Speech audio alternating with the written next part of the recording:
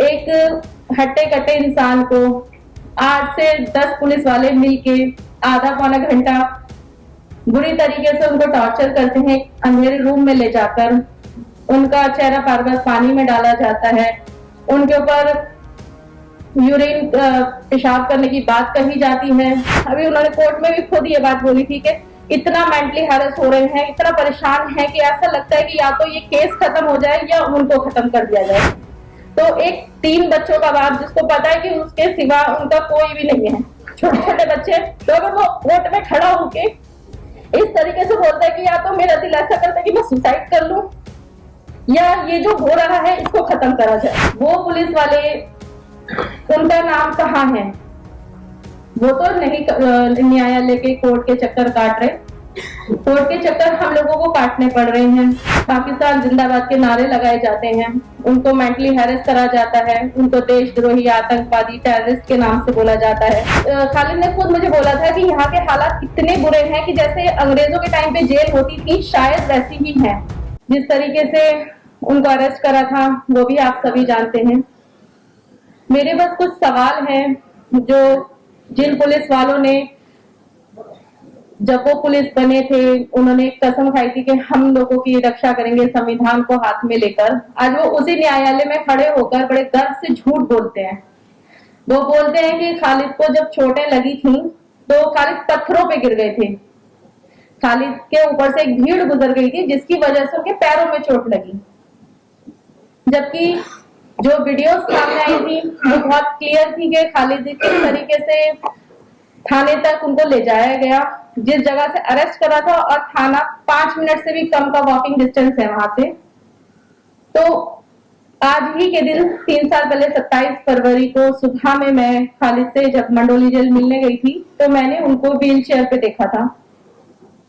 एक हट्टे कट्टे इंसान को 8 से 10 पुलिस वाले मिलके आधा पौना घंटा बुरी तरीके से उनको टॉर्चर करते हैं। अंधेरे रूम में ले जाकर उनका चेहरा बार बार पानी में डाला जाता है, उनके ऊपर यूरिन पेशाब करने की बात कही जाती है।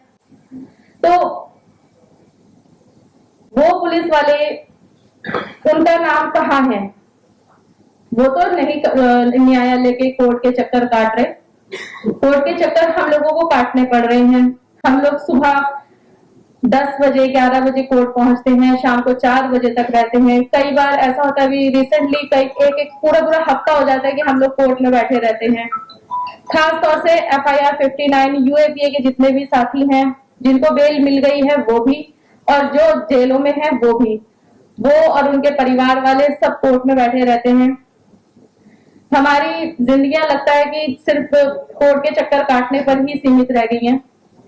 बच्चों का कई बार ऐसा होता है कि उनको बाहर से मंगा के खिलाना पड़ता है, कई बार ऐसा होता है कि किसी से बोलना पड़ता है, क्योंकि सुबह से लेके शाम तक कोर्ट में बैठना और फिर थक हार के घर जाना, तो पढ़ाई का ख्याल नहीं हो पाता उनका, उनकी खुद की केयर नहीं कर पाते हम लोग। समझ में नहीं आता ये सब चीजें। मतलब अभी खालिद भी काफी ज्यादा जेल में उनको परेशान कर रहे हैं।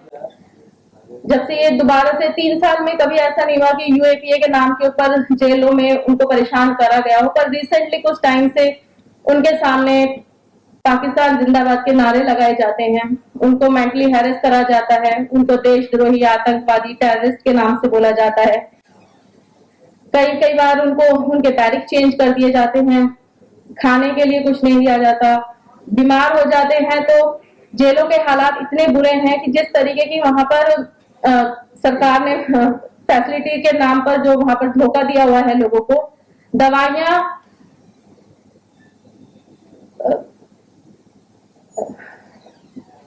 जिनकी डेट निकल जाती है, एक्सपायर हो गई होती है, तो वो दवाइयां होती हैं वहां पर।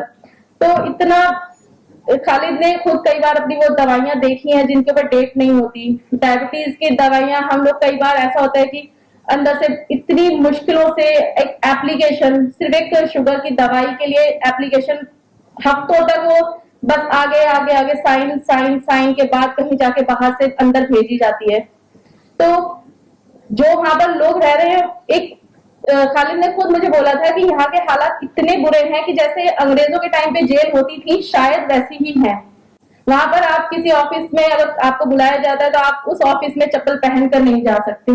आप किसी के सामने कोई पुलिस ऑफिसर बात कर रहा है तो ऊंची आवाज में बात नहीं कर सकते, हाथ बांध के खड़ा होना पड़ता है। आप किसी भी ऑफिसर के सामने उसके ऑफिस में जाएंगे तो आप किसी चेयर पे टेबल पे नहीं बैठ सकते, आपको खड़े रह के बात करनी होगी।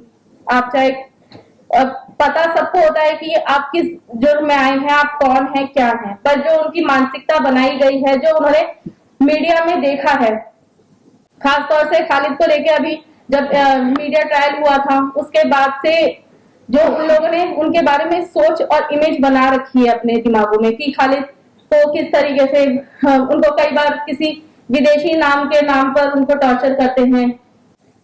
सबको पता है कि क्या क्या हुआ था मीडिया में, तो बहुत सारी चीजें वो बर्दाश्त नहीं कर पाते क्योंकि खालिद उस तरीके के इंसान है नहीं। आप लोगों में ज्यादातर लोग उनको जानते ही हैं, ज्यादातर लोग उनसे मिले होंगे, उनके दोस्त भी होंगे, तो उनकी आवाज, उनका बिहेवियर लोगों के साथ किस तरीके का होता है वो बिल्कुल वहां पर उनको अभी उन्होंने कोर्ट में भी खुद ये बात बोली थी कि इतना मेंटली हैरेस हो रहे हैं, इतना परेशान है कि ऐसा लगता है कि या तो ये केस खत्म हो जाए या उनको खत्म कर दिया जाए। तो एक 3 बच्चों का बाप जिसको पता है कि उसके सिवा उनका कोई भी नहीं है, छोटे छोटे बच्चे, तो अगर वो कोर्ट में खड़ा होके इस तरीके से बोलता है कि या तो मेरा दिल ऐसा करता है कि मैं सुसाइड कर लूं या ये जो हो रहा है इसको खत्म करा जाए। एक बेगुनाह इंसान को खड़ा कोर्ट में परेशान करना, कोर्ट जेल में परेशान किया जाता है, उनको इस हद तक ला दिया जाता है इतनी बुरी तरीके से कि वो अपने आप को खत्म करने की बातें सोचने लग जाते हैं। तो कहीं ना कहीं मुझे नहीं लगता कि खालिद जैसे इंसान को मतलब पर इतना ज्यादा वो अपने दिमाग के ऊपर वो कभी भी इस तरीके की सोच रखने वाले इंसान नहीं थे, कभी भी नहीं। अभी भी वो इतना परेशान है, वो सब सिर्फ इसी चीज को लेके हम लोग यही सोचते रहते हैं कि खालिद बस अब बच्चों के लिए आ जाए बाहर, या केस तो लगा दिया है चलता रहेगा, पता नहीं कब तक चलेगा, पर बेल तो मिल जानी चाहिए कम से कम, अपने पास, अपने बच्चों के पास, अपने घर में आ जाए। पर ऐसे कुछ आसार लग नहीं रहे। ऑर्डर रिजर्व करा हुआ है काफी टाइम से, उसको रिजर्व करके क्यों रखा है, इतने दिन हो गए हैं अभी तक उसका कोई फैसला नहीं आ रहा है। तो बस हम लोग इसी उम्मीद से हर रोज उठते हैं कि काश आज वो दिन होगा जिस दिन खालिद का बेल ऑर्डर आएगा और उनको बेल मिलेगी। बस आप सभी से यही रिक्वेस्ट है कि आप सब इस बात को जहां तक पहुंच जाए वहां पहुंचा दीजिए कि बस उनको बेल मिल जाए, वो अपने घर आ जाए, बच्चों के पास आ जाए।